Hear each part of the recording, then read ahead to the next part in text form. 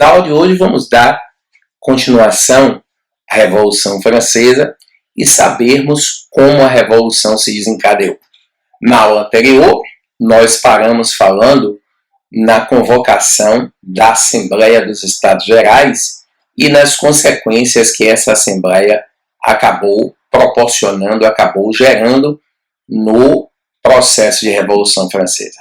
Vamos saber como foi essa Assembleia e as consequências que ela gerou. Vamos juntos.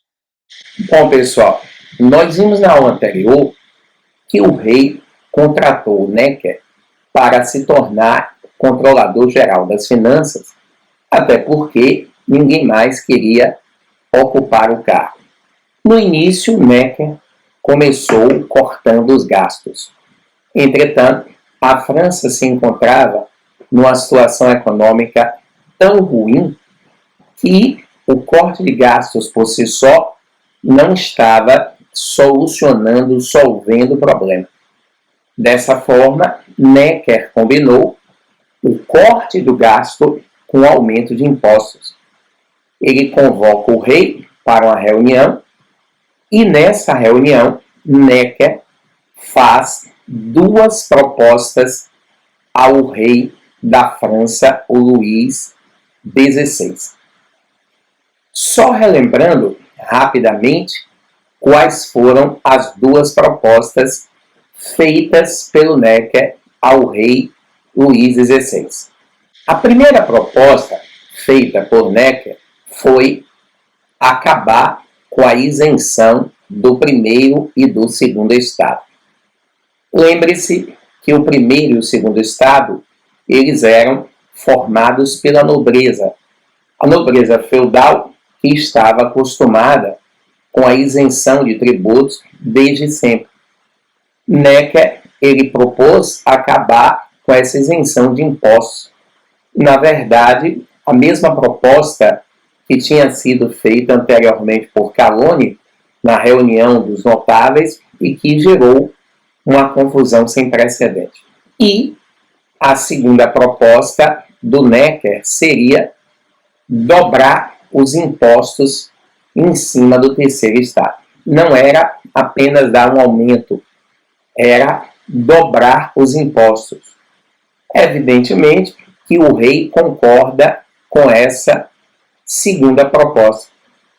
Como o rei concorda com a segunda proposta e o povo já se encontrava arrochado, a França era um turbilhão de ideias revolucionárias, de ideias iluministas, o Necker, o controlador geral das finanças, propôs ao rei a convocação dos Estados Gerais.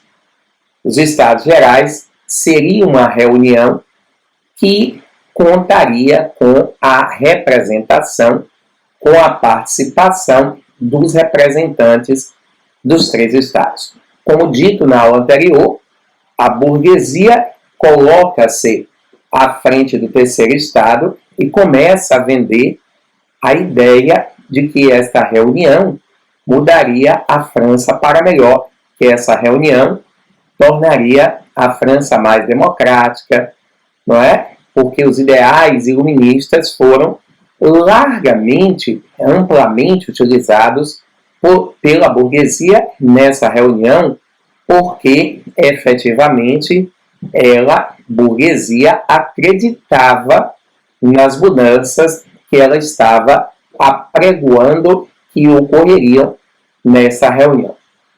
Dessa maneira, no dia 5 de maio de 1789, na sala de reuniões do Palácio de Versalhes, Luís XVI convoca a reunião ou Assembleia dos Estados Gerais.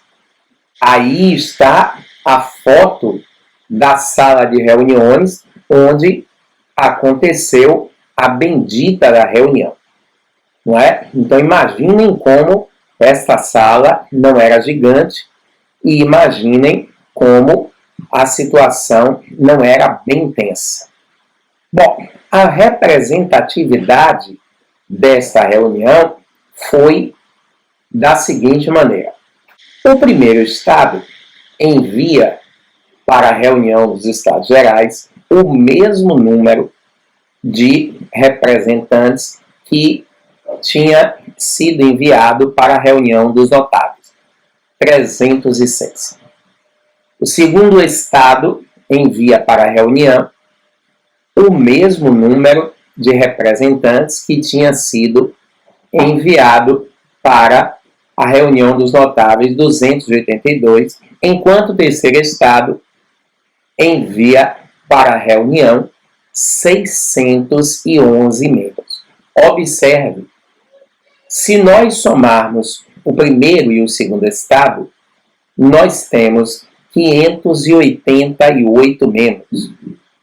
Se nós pegarmos o terceiro estado isolado, ele tinha uma representação maior do que o primeiro e o segundo estado juntos. Mas nós não podemos esquecer que o primeiro e o segundo estado encontravam-se divididos. Porque é bom a gente recordar que com a reunião dos notáveis houve uma divisão de opiniões do primeiro e do segundo estado. Não havia um consenso. Portanto, havia representantes do primeiro e do segundo estado que iam votar contra o rei. Correto? Então, lembre-se que essa divisão política, consequência da revolta aristocrática, acabou por enfraquecer ainda mais o monarca Luís XVI. Bom, foi uma expectativa muito grande, porque havia a perspectiva de mudança e finalmente chega o grande dia da reunião.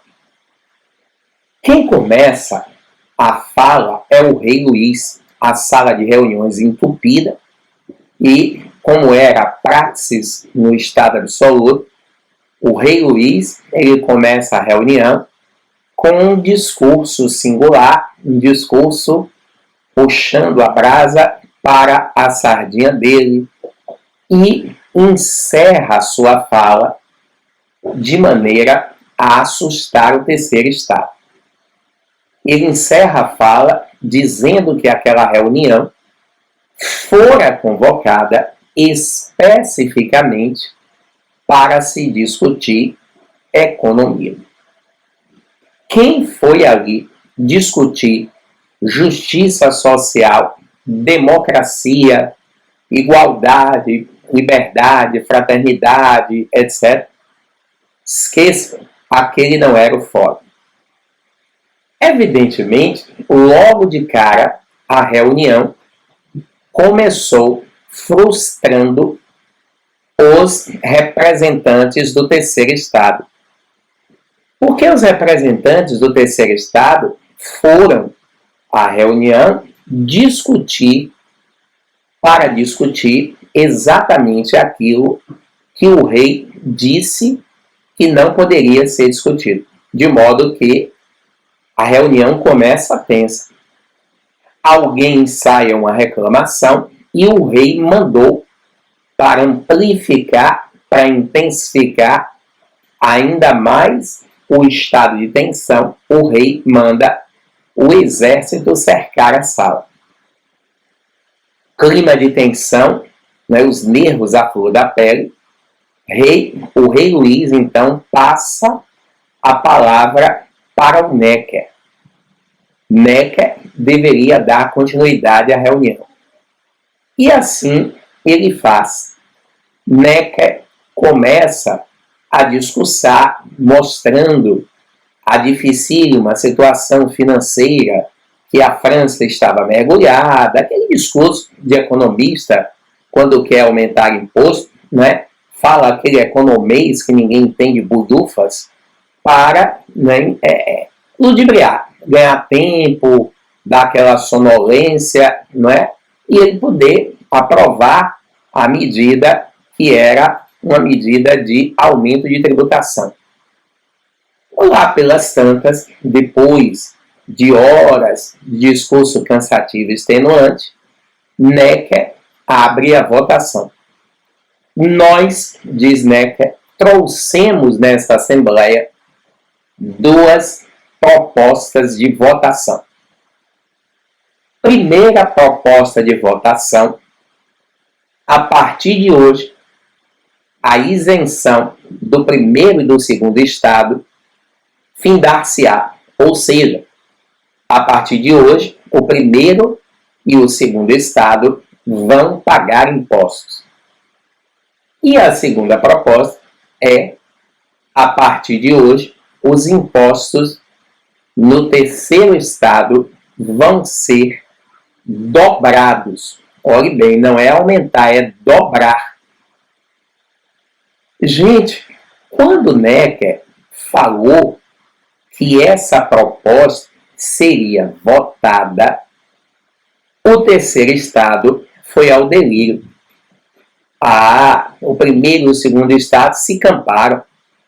Porque se a proposta vai ser votada, nós vamos colocá-los para pagar impostos. Então, a reunião não foi de todo mal. O terceiro estado ficou animado e Necker começou a votação.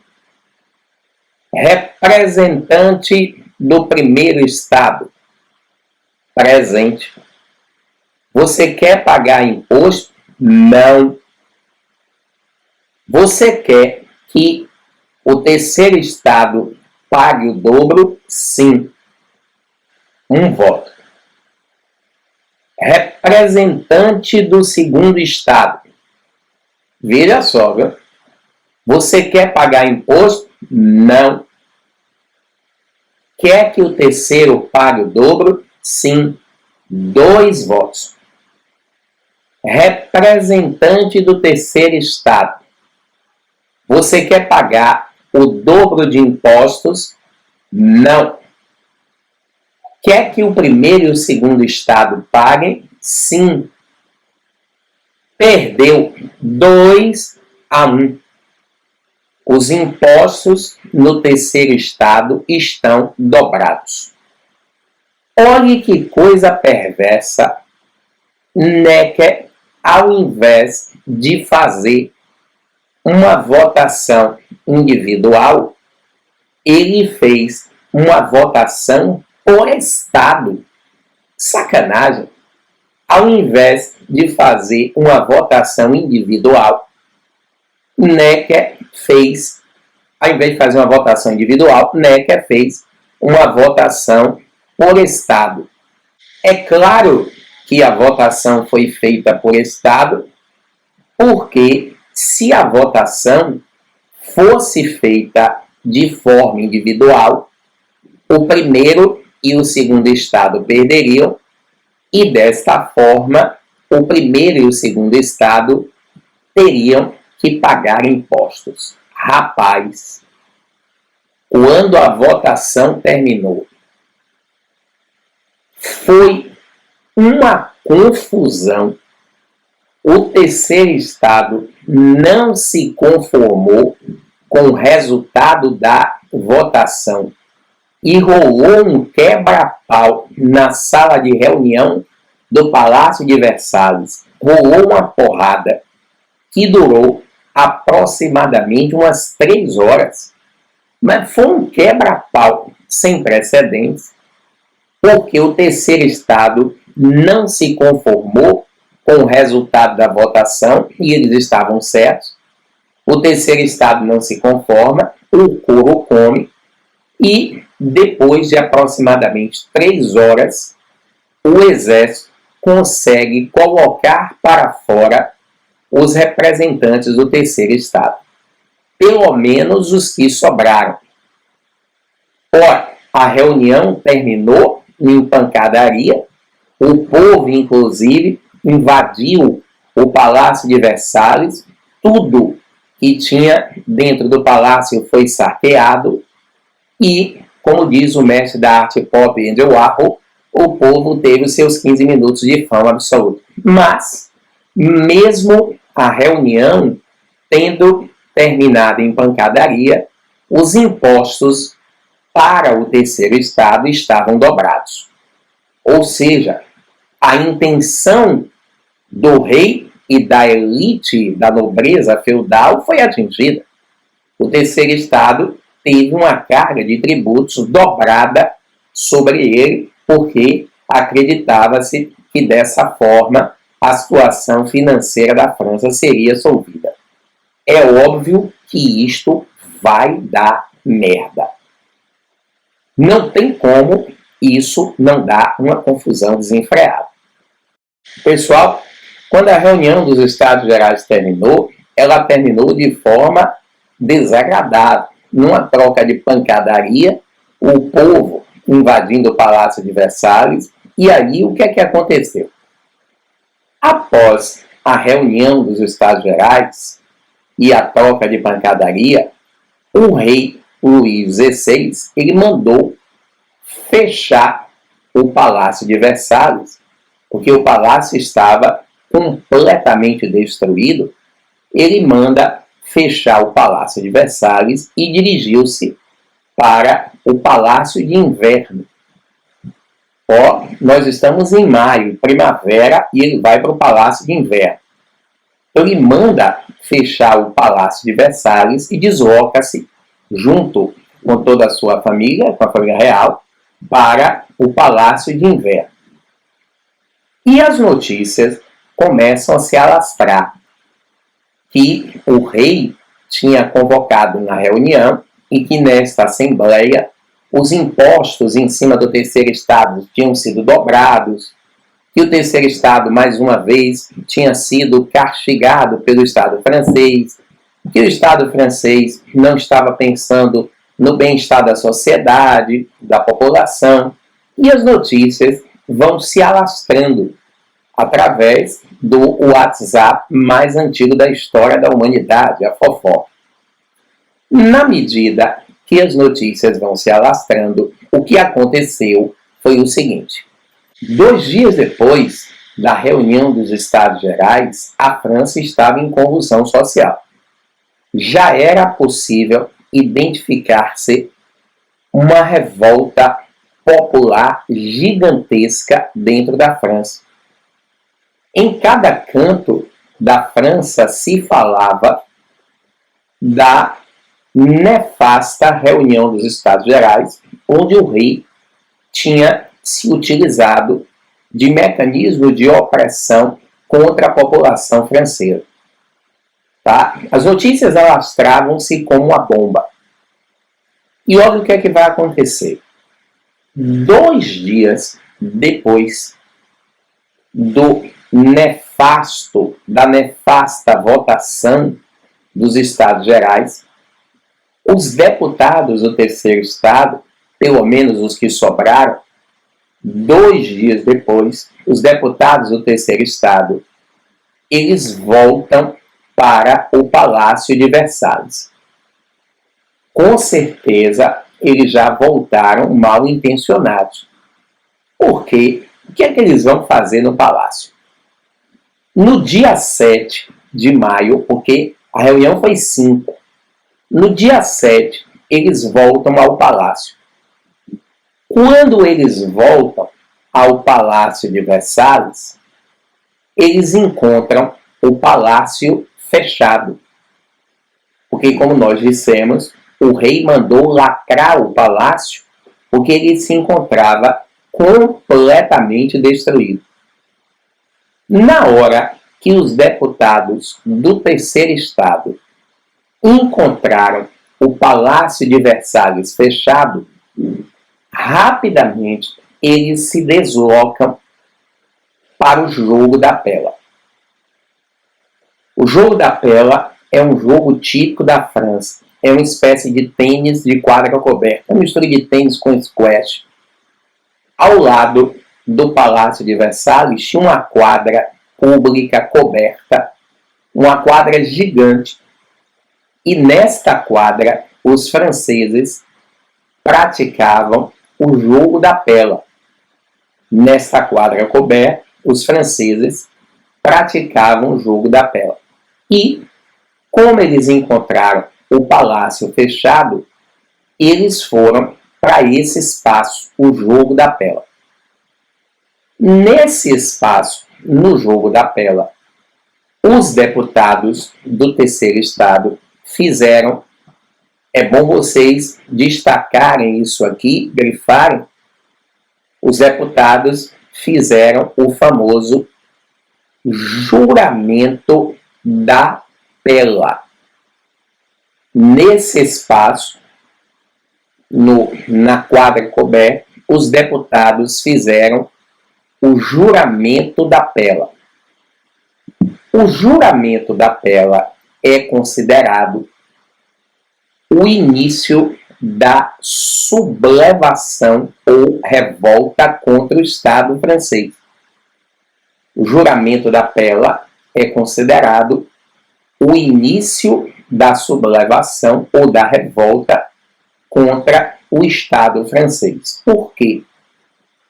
Na verdade, o juramento da Pela é muito importante porque os deputados, dentro do jogo da Pela, comprometeram-se uns com os outros que só sairiam daquele local, daquele espaço, quando a França tivesse uma Constituição iluminista. Os deputados fizeram um pacto entre si que só sairiam do jogo quando a França tivesse uma Constituição liberal, uma Constituição iluminista. Por que esse episódio é considerado o início da sublevação contra o Estado? Gente, o Estado é absolutista.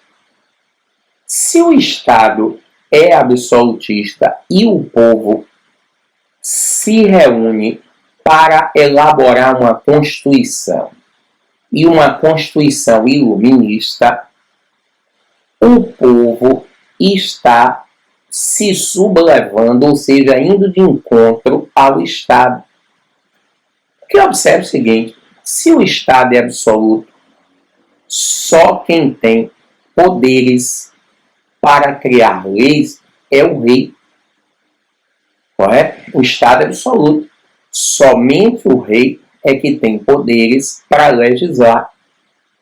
Na hora que o povo se reúne e por conta própria declara-se numa Assembleia Constituinte, esse povo está indo de encontro ao Estado, porque eles não têm legitimidade para criar uma Constituição. Eles não têm legitimidade. Acontece que eles não têm legitimidade, mas eles têm uma coisa: apoio do povo. E quem tem apoio do povo pode tudo, mesmo sem poder. Resultado: no jogo da Pela, os deputados começaram a aprovar leis de caráter liberal e que, se evidentemente fossem colocadas em vigor, essas leis iriam aniquilar a monarquia absolutista. E tome leis sendo aprovada. É claro que, de início, essas leis, todas elas, estavam sendo aprovadas à revelia do Estado, ou seja, o rei, a monarquia absoluta da França, não tinha a menor noção do que estava acontecendo, porque o rei estava lá afastado de Versalhes, no Palácio de Inverno. Ele não tinha a menor noção do que estava acontecendo e os deputados foram, por conta própria, aprovando leis. E tome leis, e as leis sendo aprovadas. Rapaz, quase 2 meses depois, no início de julho, olhe que essa sublevação foi 7 de maio. No início de julho é que o rei foi informado acerca da Constituinte. No início de julho, o rei foi informado acerca da Constituinte. O rei foi informado que os deputados estavam reunidos elaborando uma Constituição liberal para a França. Rapaz, Luiz entrou em pânico. E entrou em pânico com razão, porque já pensou se essa Constituição entrasse em vigor, era o fim da monarquia absolutista. Porque se essa Constituição entra em vigor, estamos falando de entrar em vigor uma Constituição liberal, uma Constituição iluminista.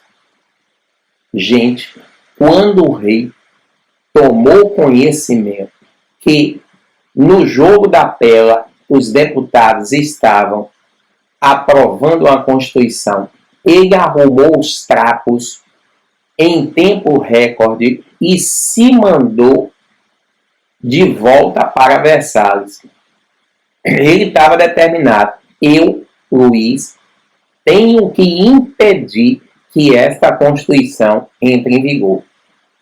Ele arruma os trapos rapidamente e retorna o mais rápido que ele pôde para Versalhes. Claro, temos que levar em consideração que na época as viagens duravam mais tempo e tal, e o rei chega em Versalhes. Quando o rei chegou em Versalhes, ele reuniu o exército e, depois de reunir o exército, Luís XVI deu ao exército francês a seguinte ordem: os deputados do terceiro estado estão reunidos no jogo da pela sem minha autorização há 2 meses, votando uma Constituição iluminista e liberal para a França. Há 2 meses sem o meu aval. Eu quero que vocês se dirijam para o jogo da pela, invadam o jogo e matem todos que estão lá dentro. O rei foi perverso, porque o rei inclusive mandou que parte do exército cercasse o jogo por fora e uma parte entrasse no jogo da pela utilizando-se de mecanismo de coerção, batendo e matando. Claro, se uma parte entrar no jogo batendo e matando, alguns iam tentar fugir. E aqueles que tentassem fugir seriam mortos pelos militares que estavam do lado de fora de soslaio, numa armadilha, preparados para ceifar a vida daqueles que estavam fugindo. Veja que manobra terrível. Então, o rei reuniu o exército e proferiu a ordem: dirijam-se para o jogo da pela e matem todos que estiverem lá dentro. Não poupem vidas. Veja que ordem perversa. Acontece que o rei, quando ele deu essa ordem ao exército, ele esqueceu de 2 detalhezinhos básicos. Primeiro, o exército é povo. E, de certa forma, se o exército é povo, o exército se sentia representado pelos deputados que estavam no jogo da pela e que, de alguma forma, estavam votando por eles militares. Olhe que coisa! O rei está mandando o povo oprimir o próprio povo. O rei se esqueceu desse detalhe. O segundo detalhe que o rei se esqueceu é que o exército estava há 2 meses sem receber salário, soldos. E ele está mandando o exército oprimir o próprio povo, sendo que os militares estavam há 2 meses sem receber salários. Quando o rei proferiu a ordem um capitão da guarda, que havia vários oficiais, né? Um dos capitães de guarda, Jean-Pierre Laval, ele se picou e foi na frente para o jogo da pela. Aí Jean-Pierre, fardado, ele invade o jogo, os deputados estão lá votando, não tem a menor ideia do que está acontecendo, e o Jean-Pierre fala, ó, se pica, abre o gás, todo mundo, que o rei está armando uma cocó para vocês, o rei está mandando o exército vir matar todo mundo, então é bom todo mundo correr. Eu sou o capitão da guarda e eu próprio recebi essa ordem. Claro, eu estou traindo essa ordem porque eu sou o povo e me sinto representado. Velho, na medida que os deputados do terceiro estado souberam que o rei estava tentando invadir o jogo da pela para dizimar com a votação da Constituição, foi um corre-corre desgraçado. Os deputados do terceiro estado fugindo do jogo da pela e buscando refúgio, claro, nas lojas maçônicas. Na medida em que começa aquele corre-corre, as notícias começam a se alastrar, não é? Via telefone sem fio. Quem se apropriava da informação e passava adiante, ia adicionando um efeito especial. O rei quer matar o povo. O rei matou o povo. Os exagerados já vão dizer, foi um banho de sangue, uma carnificina em Versalhes. As notícias começam a se espalhar de forma desencontrada até que surgiu uma palavra de ordem que ninguém sabe exatamente de onde saiu e quem a proferiu, que foi a seguinte. Espera aí. Se o rei quer matar o povo, só porque nós estamos lutando por mais justiça social, por igualdade, por democracia, pela construção de uma França melhor, esse rei é um traidor da pátria. Vamos matar o rei. Aí pegou. Morte ao rei, morte ao rei, morte ao rei.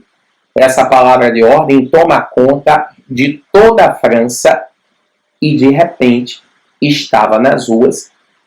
Nenhum historiador da Revolução Francesa fala de menos de 1 milhão de pessoas nas ruas gritando a palavra de ordem, morte ao rei. Entenda, quando as pessoas vão às ruas pregando a morte do rei, na verdade, o que as pessoas queriam era destruir o sistema. O grande detalhe é que o rei representa o sistema, não é? Porque o sistema é absoluto. Então, a figura do rei é o Estado, é o sistema.